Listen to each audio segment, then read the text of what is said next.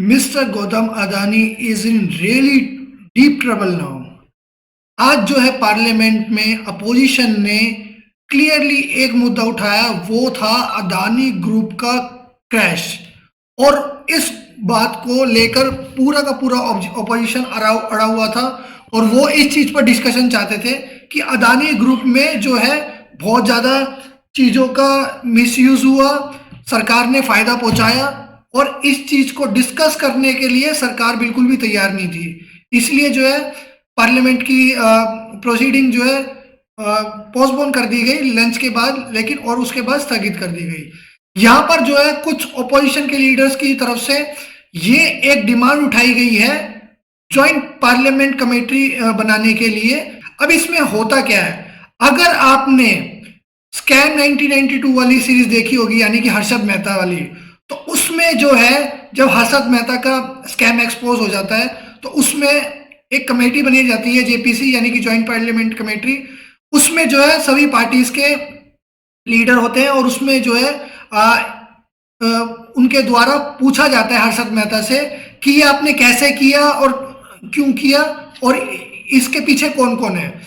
तो अगर ऐसी कोई कमेटी बनाई जाती है तो अदानी ग्रुप सीधा सीधा जो है फिर घेरे में आ जाएगा कि इन्होंने कैसे कैसे जो है स्टॉक प्राइसेस बढ़ाए, इधर से लोन लिया, उधर से जो है मनी लॉन्ड्रिंग करी, इधर से टैक्स का कुछ भी किया।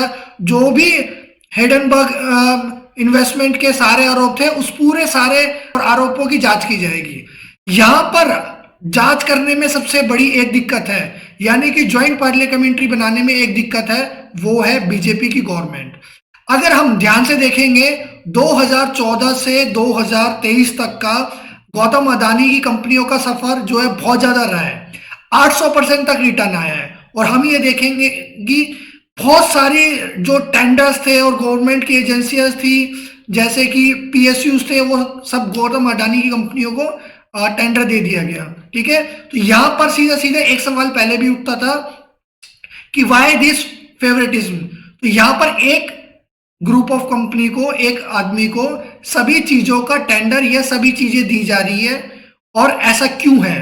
तो यहां पर फेवरेटिज्म वाली बात हो रही थी। अब यहां पर जो है अगर अदानी ग्रुप जेपीसी के सामने जाएगा और यहां पर कुछ गड़बड़ निकली आई तो यहां पर सीधा सीधा इल्जाम लगेगा बीजेपी पर और प्राइम मिनिस्टर मोदी पर। ठीक है, वो कितना सच है कितना सच नहीं है बाद में पता चलेगा, हम उसके बारे में बात नहीं करेंगे।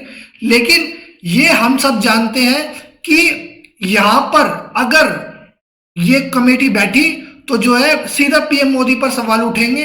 और यही एक वजह है कि बीजेपी जो है इस पर डिस्कशन नहीं चाहती, क्योंकि अगर इस पर डिस्कशन चाहा तो यहां पर जो है कुछ चीजें ऐसी खुल जाएंगी जो शायद नहीं खुलनी चाहिए।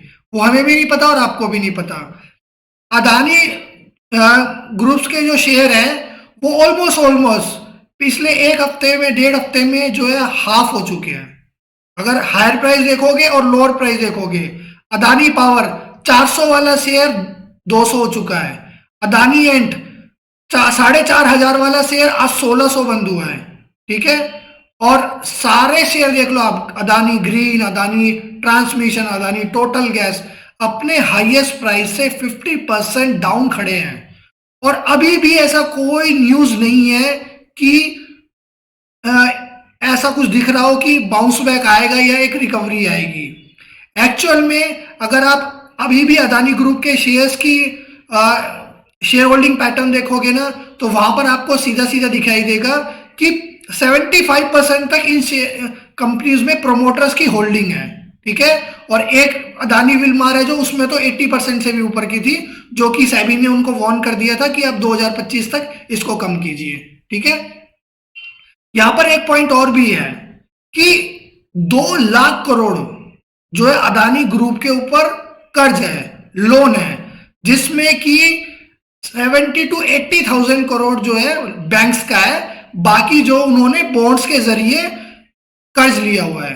अब यहां पे पहले बैंक्स की बात करते हैं। अभी जो है कल ओवरनाइट जो है एक स्टेटमेंट आया था एसबीआई का, ठीक है। एसबीआई के ऑफिशियल्स ने एक स्टेटमेंट दिया था कि हमें जो है अपने लोन में हमने लोन बहुत ज़्यादा नहीं दिया हुआ है अदानी ग्रुप को, और हमें कोई ज़्यादा डर नहीं है अदानी ग्रुप के, क्योंकि उनके असेट उनके पास काफ़ी ज़्यादा है। ठीक है, तो वहाँ पर हमारी जो है रीपेमेंट भी होती रहती है, हमें जो है हमारा इंटरेस्ट भी मिलता रहता है। तो ये क्लैरिफिकेशन आया। लेकिन ये क्लैरिफिकेशन क्यों आया? क्योंकि कहीं ना कहीं ये बात उठने लगी कि अदानी ग्रुप के सभी शेयर नीचे आ रहे हैं, अदानी ग्रुप नीचे आ रहा है, तो कहीं कुछ बैंकों में जो लोन ले रखा है उसमें गड़बड़ तो नहीं हो जाएगी। ठीक है, आपको याद होगा हर्षद मेहता के टाइम पे भी यही था कि उन्होंने लोन लिया हुआ था और उनके पास पैसे नहीं थे रिपेमेंट के लिए। यहां पर ना हो जाए, ये डर है बस। ठीक है, दूसरा पॉइंट था बॉन्ड। अब यहां पर क्या होता है, कंपनियां जो है विदेशी मार्केट्स में बॉन्ड जो है इशू करती है और वहां उससे पैसे लेती है उसके जरिए।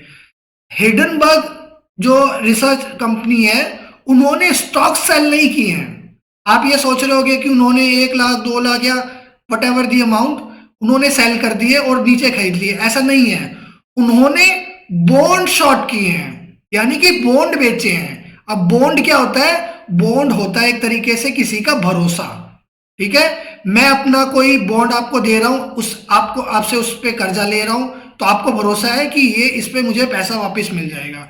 अब उन्होंने हिंडनबर्ग रिसर्च ने क्या उधर सेटिंग की है या क्या सेटलमेंट किया, आई डोंट नो, और उसके बारे में अब सोचने का फायदा भी नहीं रहा।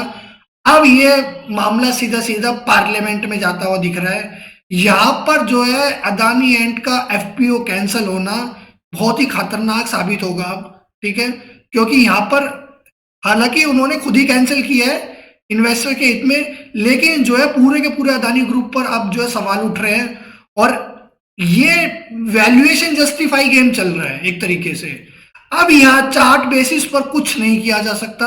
अगर आप ये सोचोगे कि मैं अब इसमें बाइंग लग रही है या अब इसमें सेलिंग लग रही है, ठीक है, चार्ट बेसिस पर कुछ नहीं किया।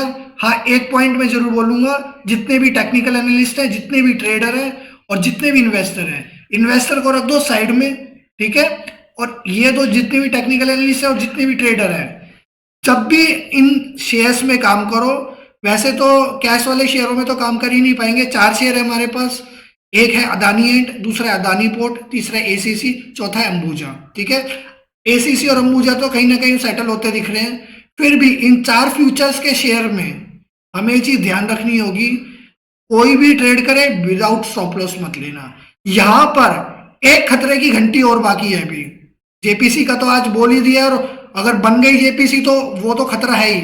एक खतरे की और घंटी बाकी है कि एमएससीआई इंडेक्स में ये सारे शेयर हैं, जैसे कि Adani enterprises, Adani total gas, Adani green, अगर वहां से अगर अदानी ग्रुप के पास जो है इनको एमएससीआई इंडेक्स से निकालने का नोटिस आ गया, तो यहां पर जो है थोड़ा और फॉल दिखाई देगा।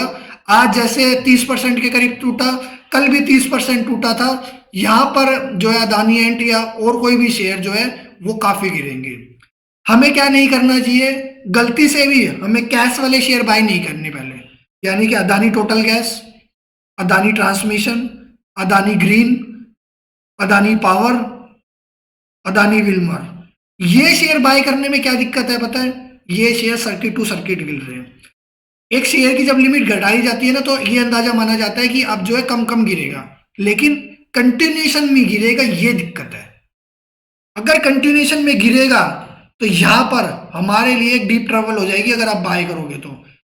इसीलिए जब तक 2 तरीके की हमें चीज देखनी पड़ेगी, जब तक या तो बाहर जो बॉन्ड शॉर्ट हुए हैं, ऐसी कोई खबर नहीं आती कि वो बॉन्ड जो है कवर होके ऊपर आ रहे हैं या फिर जो उनमें शॉर्ट कवरिंग आ रही है, जब तक ऐसी कोई खबर नहीं आ जाती, यानी कि हिंडनबर्ग की पोजीशन जो कट नहीं जाती, तब तक बाय नहीं करना। दूसरा, कोई ऐसी एक अच्छी न्यूज आ जाए जिसके वजह से अदानी ग्रुप पे दोबारा भरोसा आ जाए।